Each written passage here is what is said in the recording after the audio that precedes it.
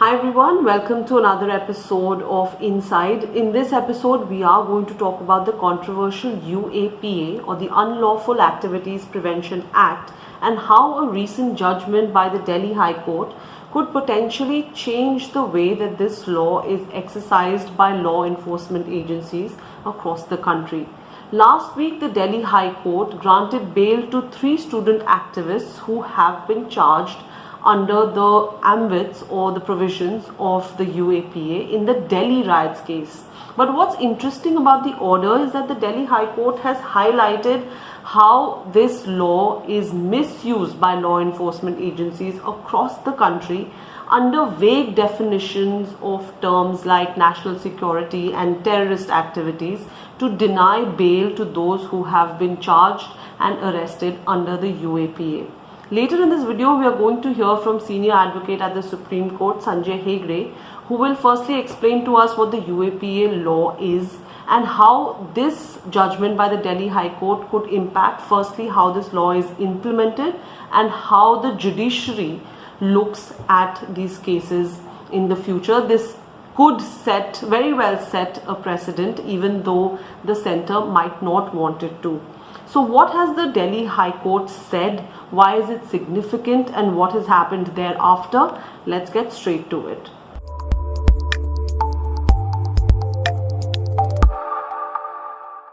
On June 15th, the Delhi High Court granted bail to 3 student activists, Natasha Narwal, Devangana Kalita and Asif Iqbal Tanha, all of whom were charged under the UAPA in the Delhi riots case. All of them were arrested in May 2020 and have been in jail since, except for Natasha, who was granted bail last month to attend her father's last rites, who died of COVID-19 in May. Remember, all of them were initially arrested in February 2020 itself, and they were charged under various offences of the IPC, and they were subsequently granted bail in a few days. But the Delhi police re-arrested all of these student activists under the UAPA, which is far more stringent and very difficult to get bail under. And that's precisely why the lower courts did not grant them bail in this case. All 3 of them have been accused by the Delhi police of being a part of a larger conspiracy that led to communal violence in Northeast Delhi in February 2020. The Delhi High Court did not question the involvement of the accused in the case. It simply ruled that the UAPA did not apply to the facts in hand, which is that they were involved in anti-CAA and NRC protests, and that it could not be categorized or classified as terror activities or terrorism under Section 15 of the UAPA. The police say that the protests incited communal violence that led to the death of 53 people and also affected the community at large, to which the Delhi High Court said that there wasn't enough evidence essentially to have a case under the various sections of the UAPA. Let me read out some important lines from the order of the Delhi High Court in the cases of the 3 accused. In our opinion, the intent and purport of the Parliament in enacting the UAPA and more specifically in amending it in 2004 and 2008 to bring terrorist activities within its scope was and could only have had been to deal with matters of profound impact on the defence of India, nothing more and nothing less. The High Court also said the right to protest is not outlawed and cannot be termed as a terrorist act within the meaning of the UAPA unless, of course, the ingredients of the offences under Section 15, 17 and or 18 of the UAPA are clearly discernible from the factual allegations contained in charge sheet and the materials filed therewith. The High Court also said, we are constrained to express that it seems that in its anxiety to suppress dissent in the mind of the state, the line between the constitutionality guaranteed right to protest and terrorist activity seems to be getting somewhat blurred. If this mindset gains traction, it would be a very sad day for democracy.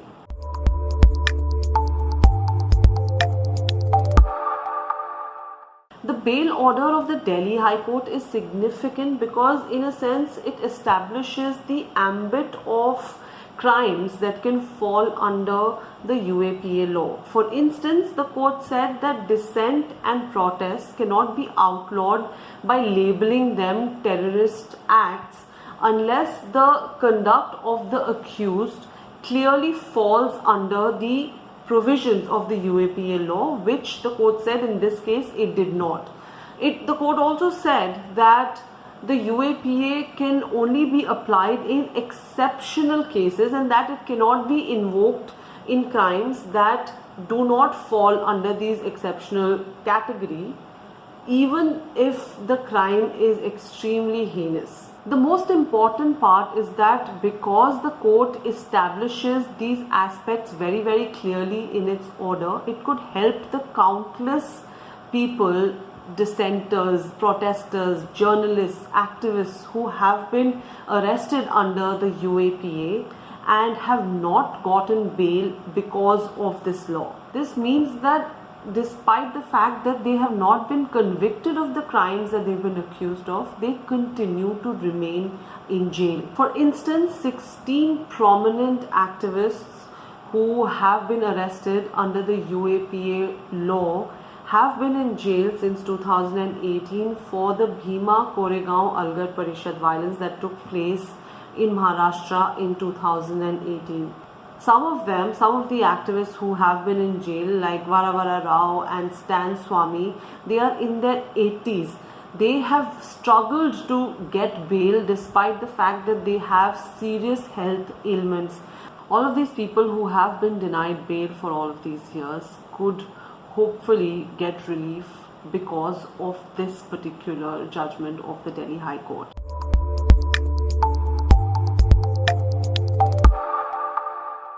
Now, immediately after the Delhi High Court's judgment, the Delhi police filed an appeal with the Supreme Court of India asking for a stay on Delhi High Court's bail order for the 3 student activists. The Supreme Court refused to stay the Delhi High Court's order. However, the Supreme Court said that the Delhi High Court's order cannot be a precedent for any proceedings till the next hearing in the matter, which is on July 19th, which essentially means that in any other case of a person who has been charged under UAPA, this particular case and this particular judgment of the Delhi High Court cannot be used as an example to give bail to that person. The Supreme Court also expressed surprise at the 100-page order of the Delhi High Court for a bail application. The Supreme Court also said that they will examine the entire order of the Delhi High Court in this case. The Supreme Court's response is not seeming to be very, very encouraging. In fact, it is being looked at as almost undermining the Delhi High Court's order and observations. I want to leave you with some pertinent questions that came to my mind about the UAPA law, the recent developments, and what it means for the people who are still charged under this draconian law. Supreme Court senior advocate Sanjay Hegde joined me on Inside and he answered some of those very, very pertinent questions. Let's listen into him.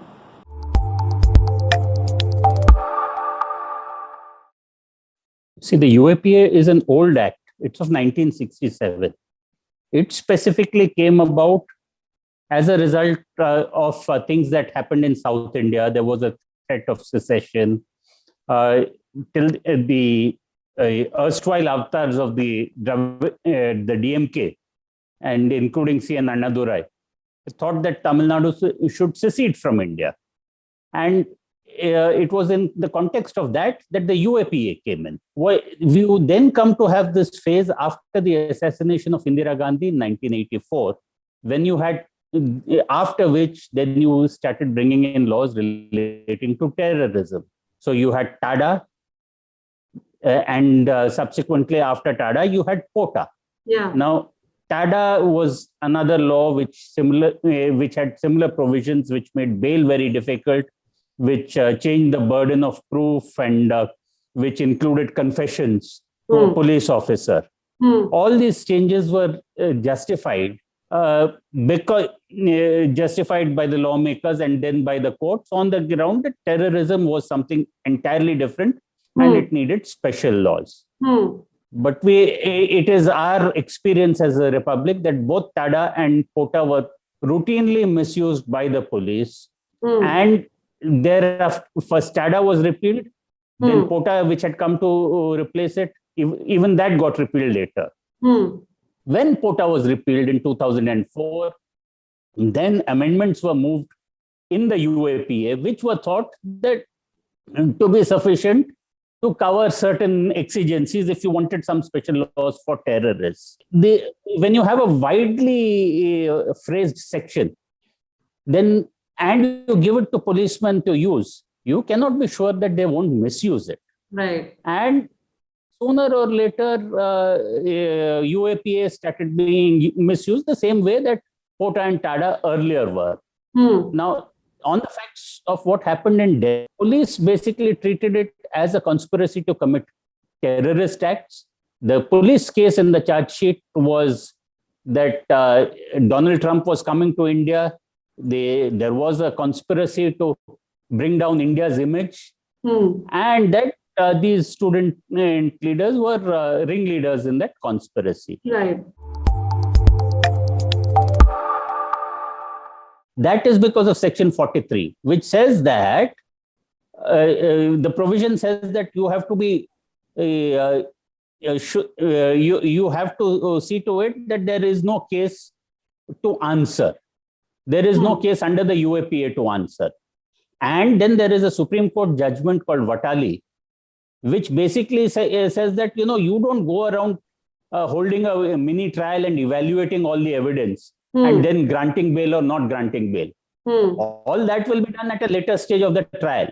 You just go and see whether there is material to support the prosecution charge sheet. So the standard of scrutiny is according to that Supreme Court judgment, was very heavily weighted in favor of the prosecution. So even if the prosecution had only to say that, look, there is some material, he said this, and as a consequence, something else happened as a consequence, and that was the terrorist act. So all that verbiage and hyperbole, the High Court has seen through it in this particular case. Precisely this kind of loose thinking, which goes unchecked by the courts, which leads to these situations where the prosecution isn't really interested in what it can prove or not prove in a trial. What it does is to throw a huge mass of material, undigested material in the charge sheet, and then point out to various pages, say, look, there is material, so deny him bail. So it is the prosecution then is concerned only with the denial of bail. It is not concerned with proving its case in court, right? Because it knows that once bail is denied, it is for 10 years or more. Then it doesn't matter what happens as the ultimate result of a trial. You have nevertheless kept the man or woman deprived them of their freedom, kept them off the street, and kept them inside prison for such a long time. So this really is the prosecution being allowed to get away with making the process itself the punishment. Yes, it does give hope to a lot of people. The reasoning of it is out there in the public domain. And that reasoning will certainly come to the use of many other people who can adopt that reasoning, whose lawyers can give the same reasoning to their respective judges, who may be persuaded by it. I wouldn't say it is encouraging. I would not say it is discouraging. I anticipated that the Supreme Court would want to take a look at the Delhi High Court's judgment. The Delhi High Court has reasoned it very well. It is a well-written, though lengthy judgment. But it is often the Supreme Court's case that even when there is a good judgment, it needs to review it before it gives it its blessing and imprimatur. The question was, while the Supreme Court considered it, what was to happen in the meanwhile. So the Supreme Court has basically done a kind of balancing act of enforcing the status quo.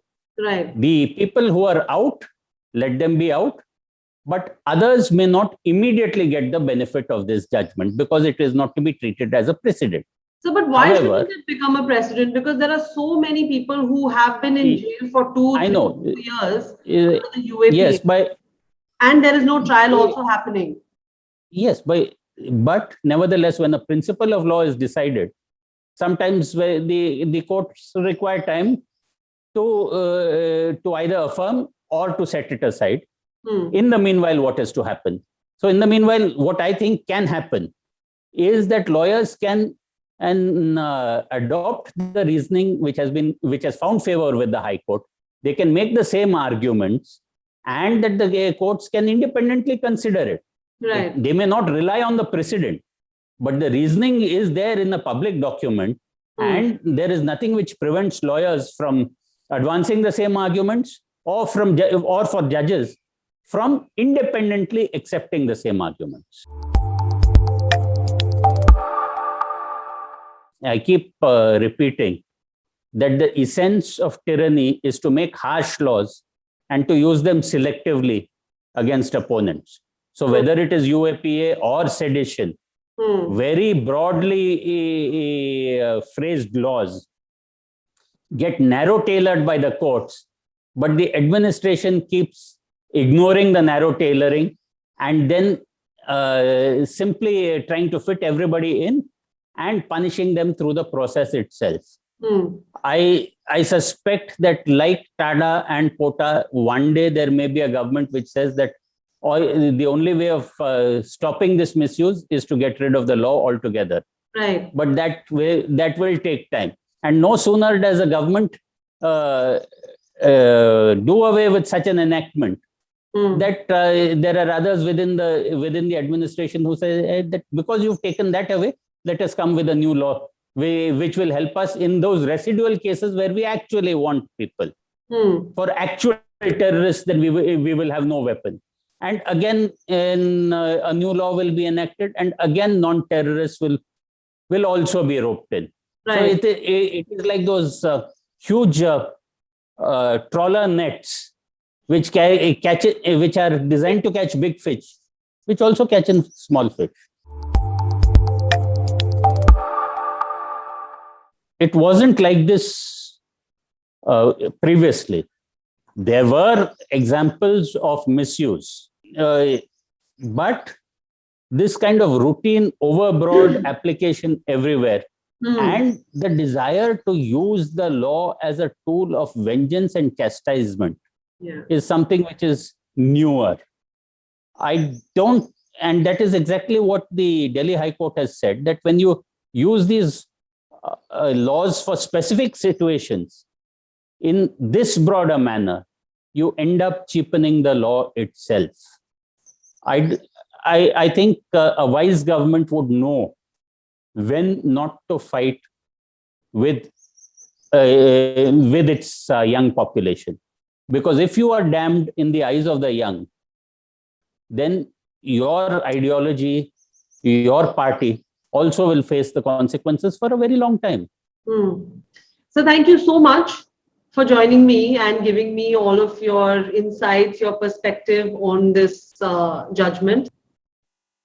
Okay. If you like this video, don't forget to virtually like this video as well. Share the video with your friends and your followers. But most importantly, don't forget to subscribe to this channel and also hit the bell icon so you never miss a video on our channel. Now, if you have suggestions for the kind of videos that you want to see, if there are topics you want me to cover, if there are people you want to hear from, leave those suggestions in the comments below. You can also get in touch with me on my social media handles. The details of that are flashing below. They're also in the description below. Now, remember, this is an independent news venture with very selective paid promotion gigs. So if you are a small business without political affiliations, and you want to do business with us, you can get in touch with me. The details of that are again in the description below. But most importantly, we need your engagement. Support us. Please subscribe to this channel, and yeah, continue to support independent journalism in the country. Thank you so much for watching this video.